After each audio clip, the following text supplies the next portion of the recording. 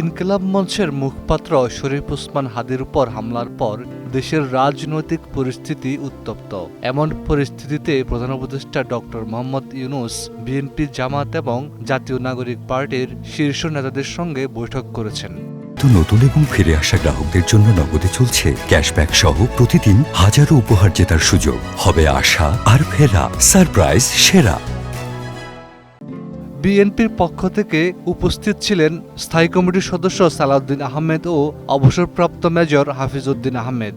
জামাতে ইসলামী থেকে অংশ নেন সেক্রেটারি জেনারেল মিয়া গোলাম পরওয়ার ও সহকারী সেক্রেটারি জেনারেল এহসানুল মাহবুব জোবায়ের। আর এনসিপির পক্ষ থেকে ছিলেন আহ্বায়ক নাহিদ ইসলাম এবং দক্ষিণাঞ্চলের মুখ্য সংগঠক হাসনাত আবদুল্লাহ। এছাড়া ইনকিলাব মঞ্চের সদস্য সচিব আবদুল্লাহ আল জাবের ও আইন উপদেষ্টা আসিফ নজরুলও বৈঠকে উপস্থিত ছিলেন। বৈঠকে ওসমান হাদির উপর হামলার দ্রুত বিচার, রাজনৈতিক ঐক্য এবং নির্বাচনের আগে আইনশৃঙ্খলা পরিস্থিতি নিয়ে আলোচনা হয়। প্রধান উপদেষ্টা ডক্টর মোহাম্মদ ইউনূস দলগুলোকে ঐক্যবদ্ধ থাকার আহ্বান জানান এবং বলেন, এই হামলা জুলাই গণঅভ্যুত্থান নস্যাৎ করার ষড়যন্ত্রের অংশ।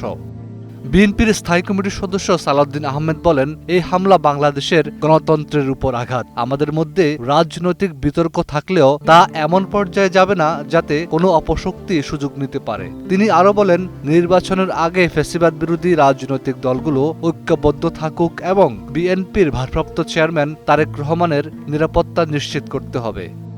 জাতীয় নাগরিক পার্টির নাহিদ ইসলাম বলেন, এটি শুধু একজন প্রার্থীর সঙ্গে ঘটেনি, বরং আওয়ামী লীগের নির্বাচনী ষড়যন্ত্রের সূচনা হতে পারে। জামাতে ইসলামের মিয়া গোলাম পরওয়ারও দলগুলোকে ক্ষুদ্র স্বার্থে একে অপরকে প্রতিপক্ষ বানানো থেকে বিরত থাকার আহ্বান জানান। এদিকে স্বরাষ্ট্র উপদেষ্টা জাহাঙ্গীর আলম চৌধুরী হামলাকারীকে ধরিয়ে দিতে ৫০ লাখ টাকা পুরস্কার ঘোষণা করেছেন।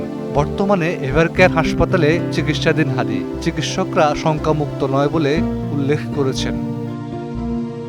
বৈঠক শেষে নেতারা জানান, দেশের ক্রিয়াশীল রাজনৈতিক দলগুলো যেন নির্বাচনের আগে ঐক্যবদ্ধ থাকে, সেই বার্তায় দিয়েছেন প্রধান উপদেষ্টা। Desk report, ২১ television.